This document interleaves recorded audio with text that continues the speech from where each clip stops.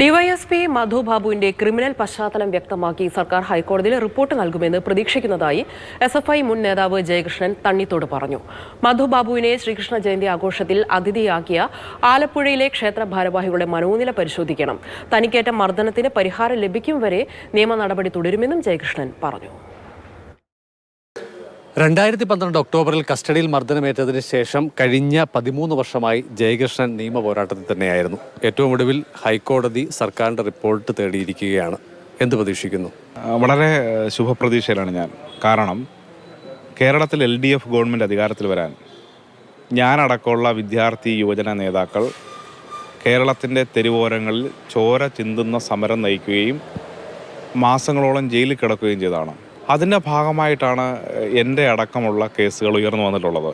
ഇന്നും അതിൻ്റെ തിക്തഫലങ്ങൾ അനുഭവിക്കുന്നവരുണ്ട് കേരളത്തിൽ നിരവധിയായ യുവാക്കൾ. കാരണം പോലീസിൻ്റെ പീഡനം മൂലം ശാരീരിക അവശതകൾ അനുഭവിക്കുന്ന നിരവധി ആളുകളുണ്ട് കേരളത്തിൽ.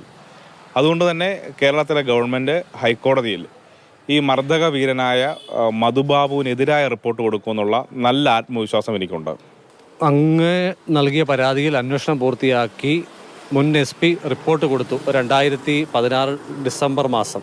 പിന്നീട് ഇങ്ങോട്ടുള്ള കാലയളവിൽ കഴിഞ്ഞ 9 വർഷം LDF സർക്കാരായിരുന്നു ഭരിച്ചിരുന്നത്. അല്ല, ഈ റിപ്പോർട്ട് ഇങ്ങനെ റിപ്പോർട്ടുണ്ടെന്ന് ഞാൻ മനസ്സിലാക്കുന്നത് 2 മാസം മുൻപ് മാത്രമാണ്. ആ റിപ്പോർട്ട് കിട്ടിയപ്പോൾ തന്നെ മുഖ്യമന്ത്രിയുടെ ഓഫീസിൻ്റെ ശ്രദ്ധയിലേക്ക് ഇത് പെടുത്തുകയും ചെയ്തു. കഴിഞ്ഞ 2 മാസമായി ഹൈക്കോടതിയിൽ ഇതുമായി ബന്ധപ്പെട്ടുകൊണ്ട് മുഖ്യമന്ത്രിയുടെ ഓഫീസ് കൊടുക്കുന്നതോടൊപ്പം തന്നെ ഹൈക്കോടതിയിൽ ഇതുമായി ബന്ധപ്പെട്ടുകൊണ്ട് കേസിൻ്റെ നിയമപ്രവർത്തനങ്ങൾ ആരംഭിക്കുകയും ചെയ്തതാണ്. മധുബാബു ക്ഷേത്രത്തിലെ ഒരു ചടങ്ങിൽ വിശിഷ്ട അതിഥിയായി പങ്കെടുത്തു. മാത്രമല്ല അദ്ദേഹത്തിന് ഗുഡ് സർവീസ് സെൻ്ററിക്ക് ശുപാർശയുണ്ട് എന്നുള്ള തരത്തിൽ കൂടി ചില വാർത്തകൾ വരുന്നുണ്ട്.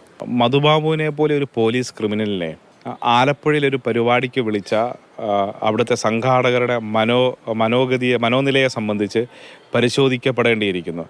കാരണം കേരള പോലീസ് ചരിത്രത്തിൽ ഇത്രമാത്രം ബ്രൂട്ടഡായ ആളുകളെ മർദ്ദിക്കുന്ന ഒരു മർദ്ദക വീരനായ പോലീസ് ഉദ്യോഗസ്ഥൻ കേരളത്തിലില്ല.